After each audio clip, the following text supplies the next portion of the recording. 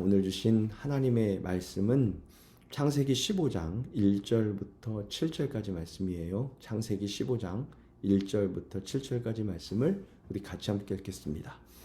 이후에 여호와의 말씀이 환상 중에 아브라함에게 임하여 이르시되 아브라함아 두려워하지 말라. 나는 내 방패요 너의 지극히 큰 상급이니라. 아브라함이 이르되 주 여호와여 무엇을 내게 주시려나이까. 나는 자식이 없사오니 나의 상속자는 이 다메섹 사람 엘리에셀이니이다. 아브라함이 또 이르시되 주께서 내게 씨를 주지 아니하셨으니 내 집에서 길린 자가 내 상속자가 될 것이니이다. 여호와의 말씀이 그에게 임하여 이르시되 그 사람이 내 상속자가 아니라 내 몸에서 날 자가 내 상속자가 되리라 하시고 그를 이끌고 밖으로 나가 이르시되 하늘을 우러러 무별을 셀 수 있나 보라. 또 그에게 이르시되 내 자손이 이와 같으리라. 아브라함이 여호와를 믿으니 여호와께서 이를 그의 의로 여기시고 또 그에게 이르시되 나는 이 땅을 내게 주어 소유를 삼게 하려고 너를 갈대아인의 우르에서 이끌어낸 여호와이니라. 아멘. 특별히 창세기 15장은 두 번에 걸쳐서 설교를 하려고 합니다. 오늘 첫 번째 부분 창세기 15장 1절에서 7절 말씀을 통해서 피냄새 나는 어둠 속에서 만난 하나님이라는 제목으로 하나님의 말씀을 함께 나누려고 합니다. 사랑하는 성도 여러분, 우리는 모두 저마다의 어려움을 안고 살아가죠. 겉으로는 괜찮아 보일지 모르지만 마음속에는 누구에게도 쉽게 말하지 못하는 기도 제목 하나씩은 품고 살아갑니다. 어떤 분은 건강 때문에 잠을 못 이룰 수 있고요. 어떤 사람은 자녀 때문에 눈물을 흘릴 수도 있습니다. 어떤 분은 경제적인 어려움 때문에 하나님 앞에 무릎을 꿇을 수 있습니다. 누구에게도 쉽게 말하지 못하는 기도 제목을 붙들고 하나님께 기도할 때가 있다는 거지요. 그러나 신앙생활을 하다 보면 답답할 때가 있습니다. 내가 하나님께 간절히 구하는 것은 하나인데 하나님께서 전혀 다른 말씀을 하시는 것처럼 느껴질 때가 많이 있습니다. 오늘 본문이 아브라함이 바로 그런 사람이었습니다. 창세기 15장은 하나님께서 먼저 아브라함에게 말씀하시는 것으로 시작이 됩니다. 1절인데요. 아브라함아 두려워하지 말라. 나는 내 방패요 너의 지극히 큰 상급이니라.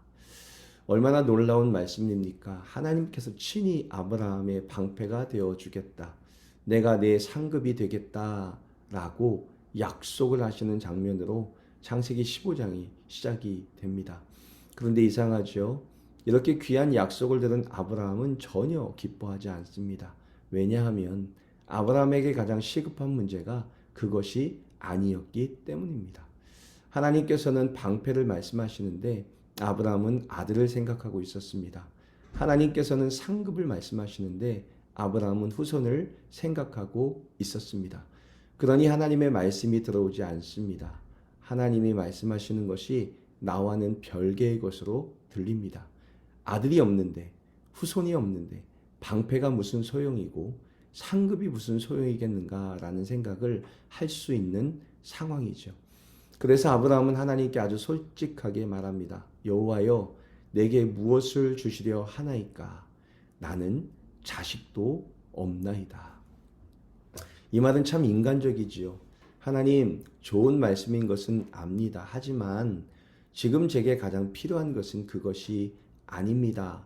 라고 하나님의 축복에도 불구하고 그것을 비아냥거리는 말투로 하나님께 항변하는 아브라함의 모습이 드러나고 있죠. 우리도 그렇지 않습니까? 몸이 아픈 사람에게 내가 너와 함께한다 라는 말씀보다 병이 낫게 될 것이다 라는 말을 더 듣고 싶어 하지요. 경제적으로 어려운 사람은 내가 내 방패다 라는 말씀보다 생활의 문제가 해결될 것이다 라는 말을 더 간절히 기다립니다. 그래서 우리는 하나님의 약속을 들을 때가 있지만 하나님의 약속을 들으면서도 마음속으로 이렇게 말할 때가 있습니다. 하나님, 그 말은 참 좋은 말입니다. 그 말씀도 동의합니다. 그런데 지금 제게 필요한 것은 그게 아닙니다. 얼마나 우리의 모습과 아브라함의 모습이 닮아 있습니까? 하나님은 영원을 말씀하시는데 우리는 오늘을 이야기합니다. 하나님은 자신을 주시려 하시는데 우리는 문제 해결만 바라봅니다. 그래서 이 첫 번째 읽었던 말씀을 통해 기억해야 할 것이 있는데요. 하나님의 약속은 때때로 내가 원하는 답처럼 들리지 않을 수 있다는 것이지요. 그런 것이 들릴 때 우리의 믿음은 그런 하나님의 약속을 밀어낼 수도 있다는 겁니다. 그 말씀은 지금 피부에 와닿지 않습니다. 그 약속보다 먼저 해결해야 할 문제가 있습니다. 라고 말하면서 하나님이 주시는 복을 내 마음으로 거부하는 일도 일어날 수 있다라는 것을 오늘 말씀이 보여주고 있어요. 그래서 여러분, 내 마음에 하나님의 말씀이 들려도 전혀 딴 세상처럼 들릴 때 나의 믿음이 없는 것 아닌가? 내가 여전히 연약한가라고 생각하는 것을 멈추고 어쩌면 이것이 인간에게 있어 당연한 일이고 하나님의 그 큰 뜻을 이해하지 못하는 작은 뇌를 가진 우리 사람이기에 가능한 일이다라고 생각하시면 좋을 것 같아요. 하나님의 말씀이 좋지만 그것이 피부에 와닿지 않을 수 있습니다. 하나님이 주시는 약속보다 먼저 해결할 문제 때문에 하나님의 약속을 받아들이지 않을 수도 있다는 것을 오늘 아브라함의 말씀에서 보여주고 있죠. 두 번째 부분에 넘어가면 그런 아브라함을 책망하지 않으시는 하나님의 모습이 등장합니다. 그리고 성경은 놀라운 장면을 보여주죠. 하나님께서는 아브라함에게 왜 내 말을 믿지 않는 자라고 논쟁하지 않으셨습니다. 왜 믿음이 없느냐, 왜 내 말을 의심하시느냐라고 말씀하시지 않으셨습니다. 오히려 성경은 이렇게 기록합니다. 그를 이끌고 밖으로 나가. 저는 이 말씀이 참 좋았습니다. 왜 하나님은 아브라함을 밖으로 데리고 나가셨을까라는 생각을 하면서 이런 생각을 해봤습니다. 장막 안에서는 별이 보이지 않았기 때문입니다. 장막 안에서는 현실만 보입니다. 늙은 자신의 몸이 보입니다. 사라의 나이가 보입니다. 아들이 없는 현실이 보입니다. 불가능이 보이고 계산이 보입니다. 그러나 하나님은 현실을 먼저 바꾸지 않으셨습니다. 아브라함의 시선도 바꾸지 않으셨습니다. 그리고 말씀하셨습니다. 밖으로 나오너라. 밖으로 나오니 하늘이 보입니다. 그리고 셀 수도 없을 만큼 많은 별이 보입니다. 하나님께서는 그 별을 가리키며 말씀하십니다. 내 자손이 이와 같으니라. 사랑하는 성도 여러분, 저는 이 장면을 묵상하면서 이런 생각이 들었습니다. 오늘 하나님께서 우리를 데리고 나오시는 밖은 어디일까? 저는 바로 기도의 자리라고 믿습니다. 오늘 이 새벽 하나님께서 우리를 왜 이 자리로 부르셨을까요? 우리의 기도 제목을 모르셔서일까요? 아닙니다. 우리의 형편을 모르셔서일까요? 그것도 아닙니다. 이미 하나님은 우리의 눈물도, 우리의 형편도, 우리의 고민도 다 알고 계십니다. 그런데도 우리를 이 새벽으로 부르신 이유는 하나입니다. 우리의 시선을 바꾸기 위해서겠죠. 우리는 하루 종일 장막 안에서 살아갑니다. 우리의 잔고를 봅니다. 병원 검사를 봅니다. 뉴스를 봅니다. 사람들의 말을 듣습니다. 계속 현실만 바라봅니다. 그러다 보면 믿음은 작아지고 염려는 커집니다. 그래서 하나님은 오늘도 말씀하십니다. 잠깐 밖으로 나오너라. 현실만 보지 말고 하늘을 바라보아라. 문제만 붙들지 말고 내 약속을 바라보아라. 사랑하는 성도 여러분, 기도는 하나님께 정보를 드리는 시간이 아닙니다. 하나님은 이미 다 알고 계십니다.